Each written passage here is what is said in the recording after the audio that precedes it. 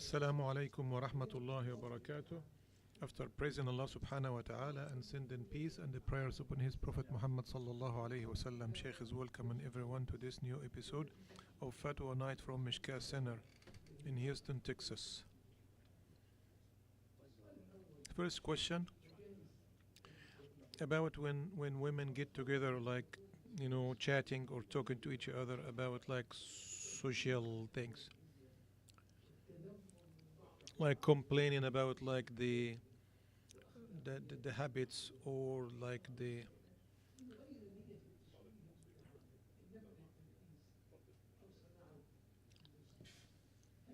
this is just for to advise women in general, like especially when they mention like some info, like cases, like putting some examples without mentioning a name.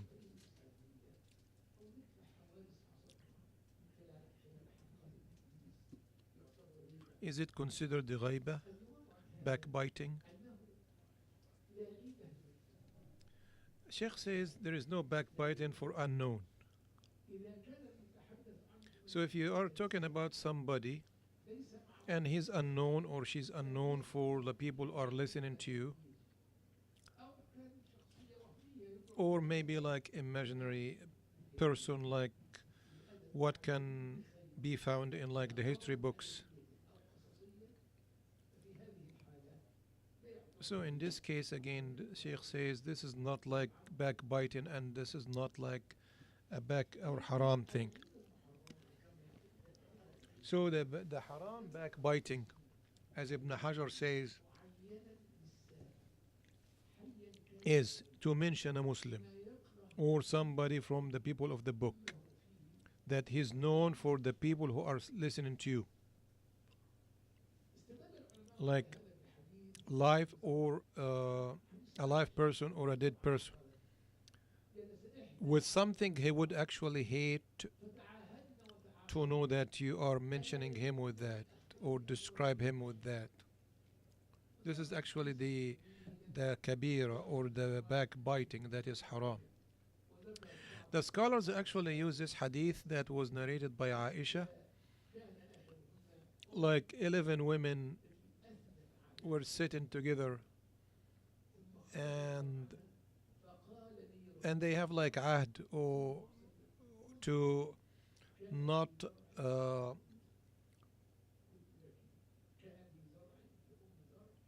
to not keep a secret about the news of their husband, and each one start actually to mention the like the disadvantage or like the what they don't like about their husbands.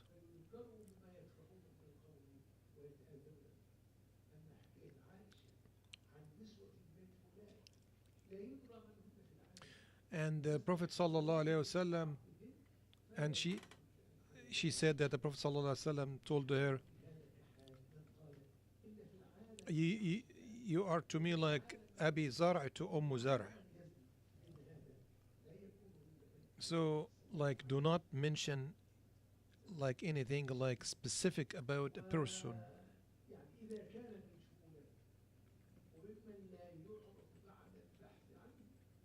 So the story of Aisha was like about women that they are known to the Prophet sallallahu alaihi wasallam,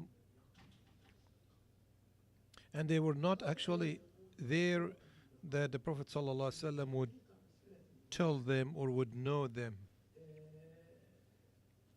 And this is like an evidence that it's okay to do it.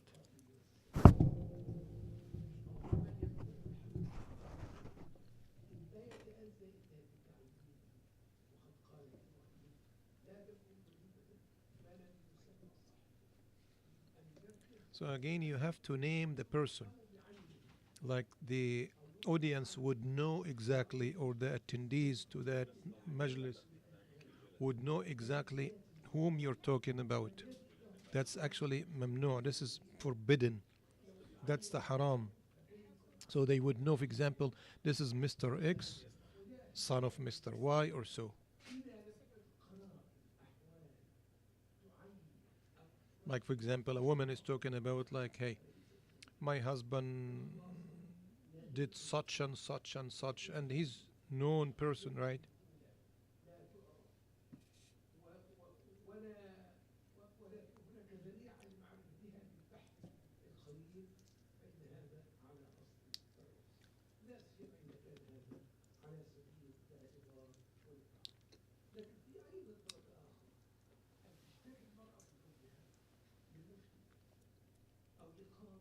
Sheikh says there is another dimension on that kind of situation. Like a woman would go and complain about her husband to the judge or to sheikh in order to get like an advice.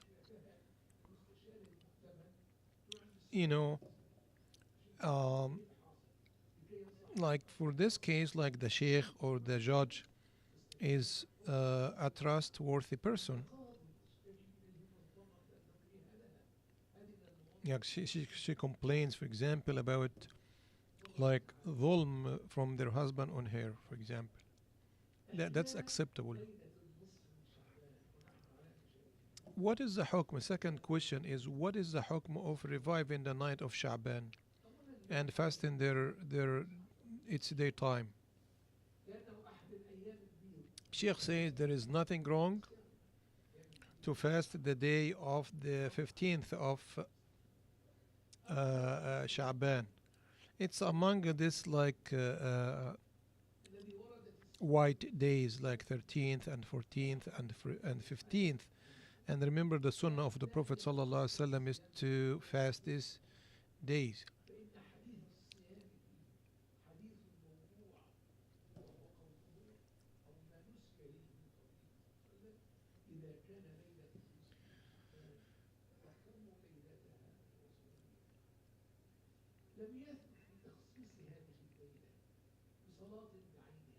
So the hadith that people sometimes they tell each other like if it's the night of the middle of Sha'ban, fast the night, the day, and make night prayer on the its night. Sheikh says this is hadith is like mawdu'. It's not sahih. There is no special thing about this night. There is no special prayer. There is no special dua. Prophet ﷺ never said or did anything in that night. And the first thing that showed or was experienced by people was like on the time of tabi'een, not only the Sahaba. So Ibn Rajab said in one of his books, like the night of the middle of Sha'ban, like some of the tabi'is from the people of Sham, um, they used to glorify that night. They used to do a lot of ibadah in that. And then people start taking from them. And some people said it's mostly from like the Israelis books or so.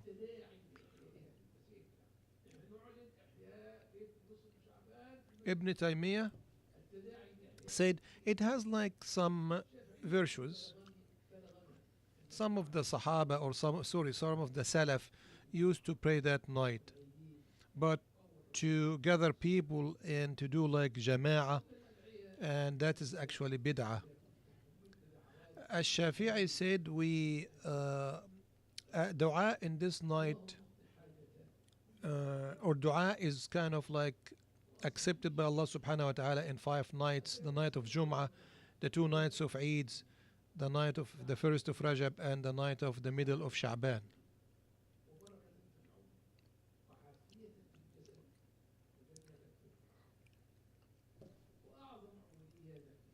The best act of worship in that night. So Sheikh says like to fix the any dispute between you and your Muslim brother.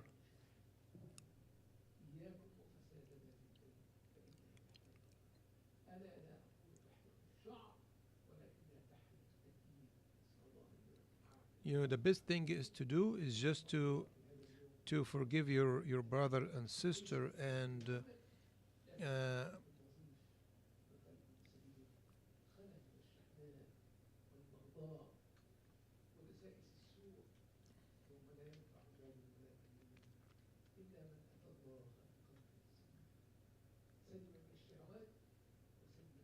so the best thing is to have like this, like healthy heart.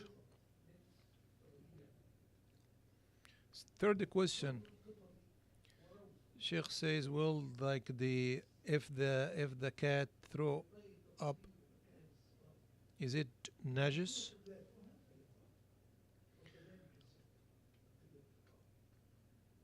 Sheikh says, well, the urine and the the throw up of that of the cats is najis. Uh, and the majority of scholars just said that. And when you have something like that in the ground or where you pray or where you stay, you have to clean, you have to purify this place. But the cat herself or the cat itself is tahir. So the najis is coming from either the again the urine or the like the poop of it or whatever the cat throw up.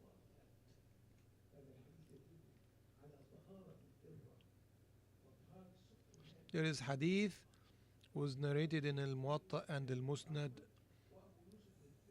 Ibn Qatada and Abi Qatada. He he came home and he found this like cat,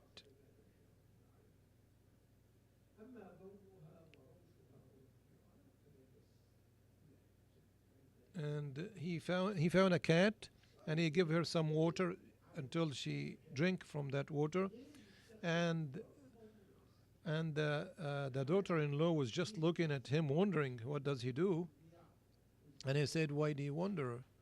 The Prophet sallallahu alaihi wasallam said, "The cat is not najis, and they just pass around." Assalamu alaikum, Sheikh. Is there like zakah for the Bitcoin?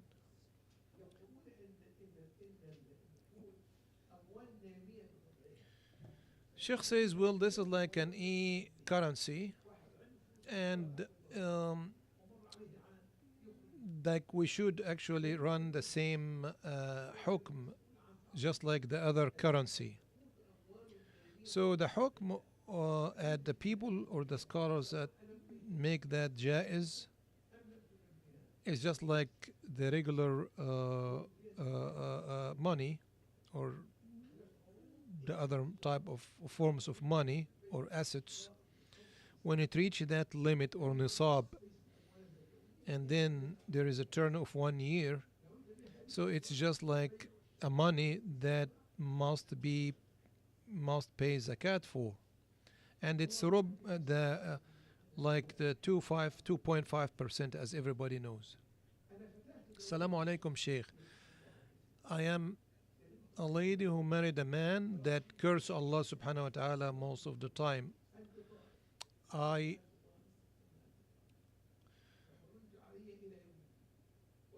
don't feel good because of that. I asked him divorce in the phone, and he did. He said, you're divorced, you're divorced, you're divorced 3 times, and you are haram on me till the day of judgment.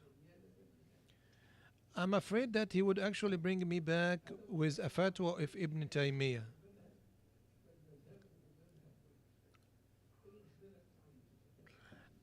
Assalamu alaikum, my sister or my daughter. Please take your issue to a person of Ahlul Fatwa, a good mufti, that you trust his knowledge, you trust his deen, and follow and stick with his fatwa. So the ordinary person, he should not have any madhab, but his madhab is the madhab of whoever give him the fatwa. When he has different fatwas, he would follow the fatwa that he would think it would be like the it's the best, it's the right or the most right one. He should not follow or run after like the easy fatwa or the simple fatwa, because that might actually bring the desire into your self. You just go for your desire, you follow your desire, not the deen of Allah and the knowledge of.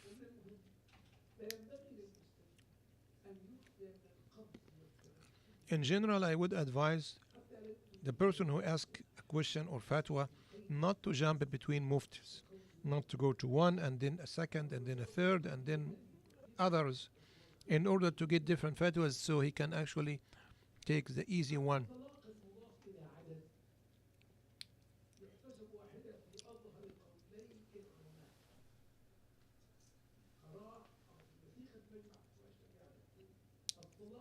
Amja, Amja said that the divorce that was mentioned like 3 times, for example, you have like, it would be just like considered only once. So that person should be asked, what did you mean by you are divorced, you are divorced, you are divorced? Did you say like 3 times? You mean the 3 times, or you mean like to confirm, to assure that she is divorced? If he said he did it just to make sure that, to assure it, that means 3 times, so she's haram on him. But if he just say that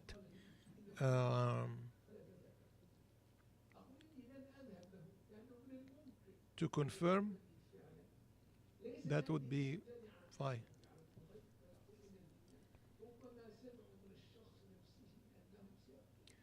Assalamu alaikum, Sheikh. If I believe somebody like Arraf,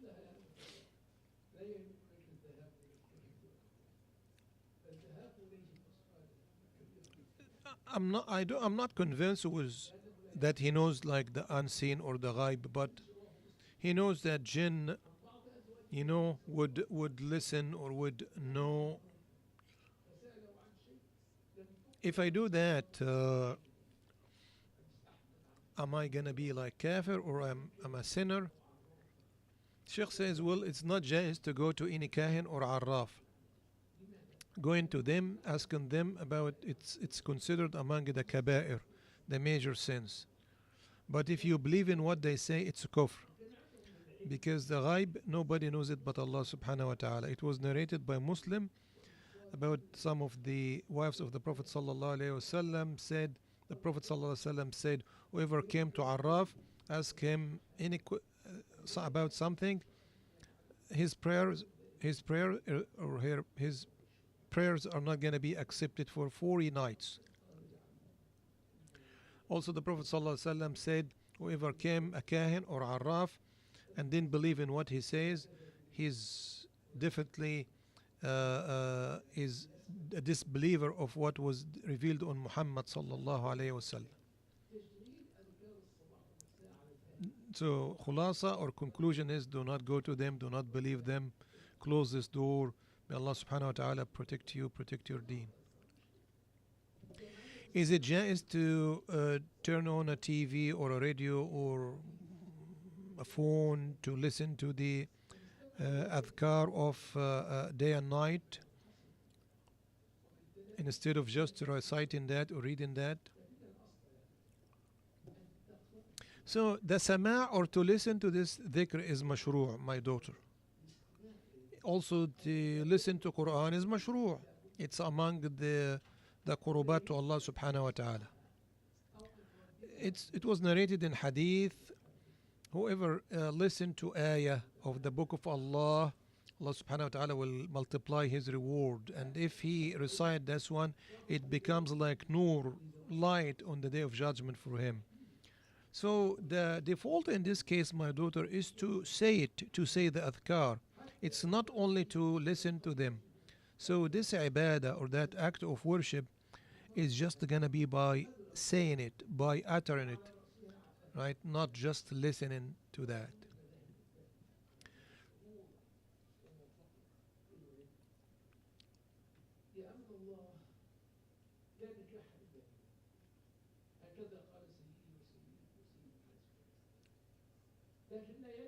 Assalamu alaikum, Sheikh. Is the presence of wali a condition or shart to fulfill the zawaj of a woman? Considering that it's impossible for my wali to attend to come to this country, for example, as Sheikh says, it's not must. Again, it's not a must to have this wali as a body, but if he give you a power of attorney, or he can attend by any other mean, like for example, all this like social media thing, like maybe Facebook, maybe like a video conference or something. So that would be like enough. There is an article published by Amja, and you can search this one on amjaonline.org. So that is, it's a principal thing in our deen that a Muslim woman should have like wali or guardian, and or somebody could be like his wakil.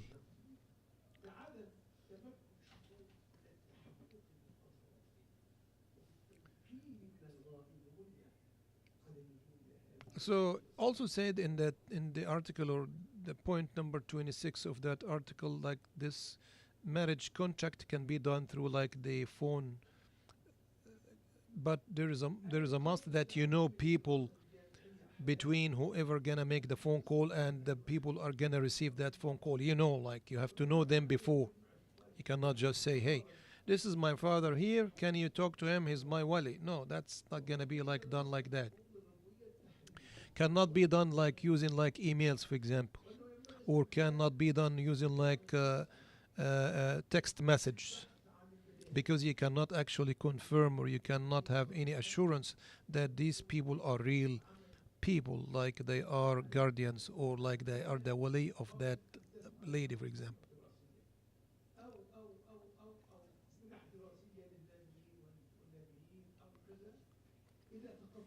Questions of today.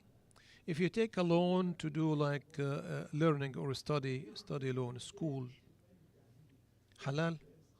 Sheikh says, well, you have to try other ways first.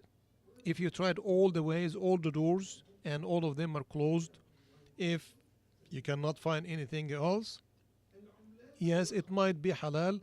However, I refer you to the amjaonline.org. You're gonna find like a detailed answer about that issue. So, Sheikh, assalamu alaikum, like the e-currency, is it haram? We have collected, or we have said many fatwas about that. I'm gonna ask my assistants here to send you like a detailed information about this fatwa on the digital currency or the virtual currency.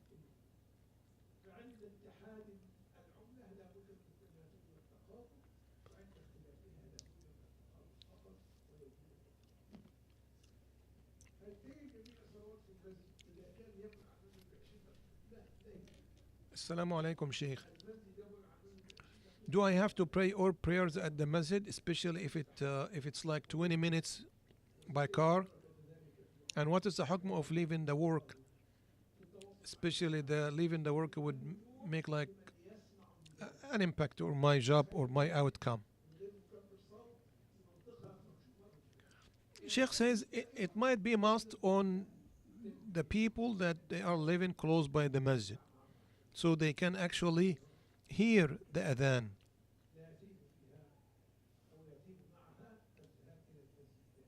But for your case, no. But if you do, may Allah subhanahu wa ta'ala reward you for every single effort you do to catch that prayer, and every step when you leave your house. All of that is just gonna be like mountains of rewards, inshallah. The second part of the question, when you leave the work.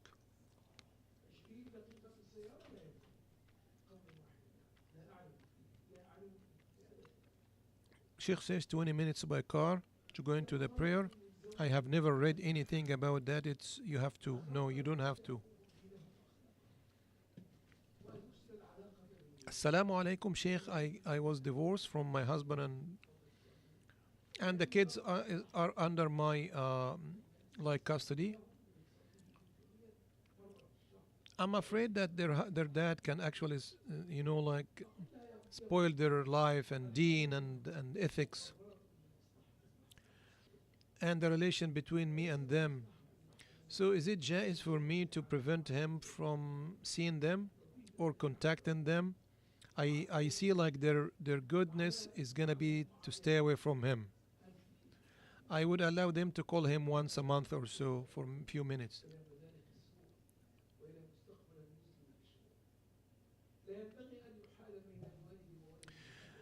Um, this custody is to protect their kids. You're right, but you don't have to prevent them from seeing their father unless there is like a big harm that could actually happen to them.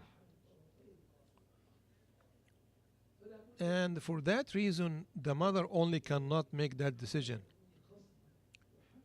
So there must be like another committee, another mufti, somebody else, a judge, to look into that situation. And you offer your points, he would defend his case, and that could actually put the right judgment on that. What is the hukm of working on like an applications for like tours, buses, for example? They usually take students to universities, like women or girls. They travel without mahram. They go to hotels where the hotels sell wine or so.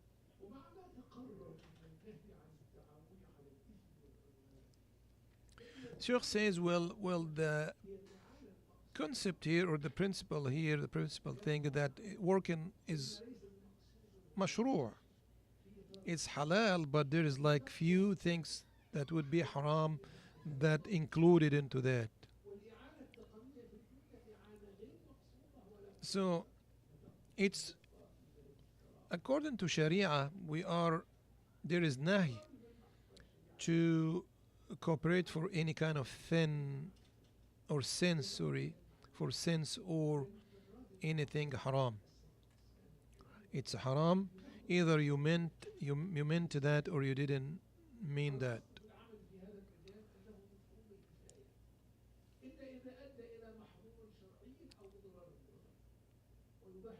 So this is like technical type of work. It's unintentionally or unintentionally done. It's not a direct thing. So it would be like makruh. And then makruh actually can be removed by your need, your necessity of the need.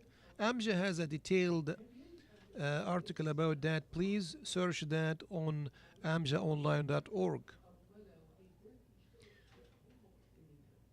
Assalamu alaikum, Sheikh. If I pay like kafara for siyam, just only feeding,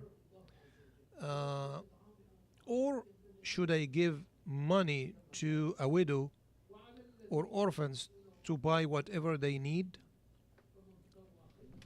So the Jumhur or the majority of scholars, they said it's must to give the ta'am, the food. You have to feed them. Because Allah subhanahu wa ta'ala mentioned that in the Quran. You have to feed them. In Surah Al-Baqarah, so the fidya, it says fidya to ta'am miskin. So you have to feed the miskin. You have to need the needy people or the poor people. But the kafara, to feed 10 miskins from like the modest or the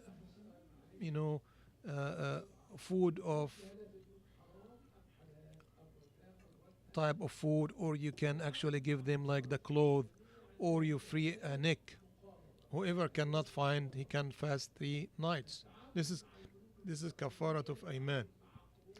The Hanafi actually did not take that point and said, well, look at what can benefit that miskin, that poor, and do it. If they need money to get something else, yeah, do it. Assalamu alaikum, Sheikh. You get like a bank certificates. Is it halal or haram? I am very confused about that issue.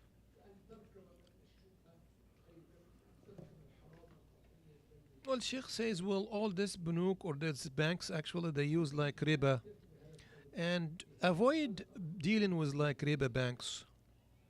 Yeah, you might get some benefits from that, but I would advise you to stay away from it. May Allah subhanahu wa ta'ala reward you for that. And let's conclude our session by making dua to our brothers and sisters to Gaza and to protect them, to and to give them the victory they are looking for. May Allah subhanahu wa ta'ala help and support our brothers and sisters in Syria, in Yemen and Sudan, in Pakistan, in the Kashmir and everywhere. Everywhere that the people of Islam or Muslim people are treated with disrespect or there is aggression against them.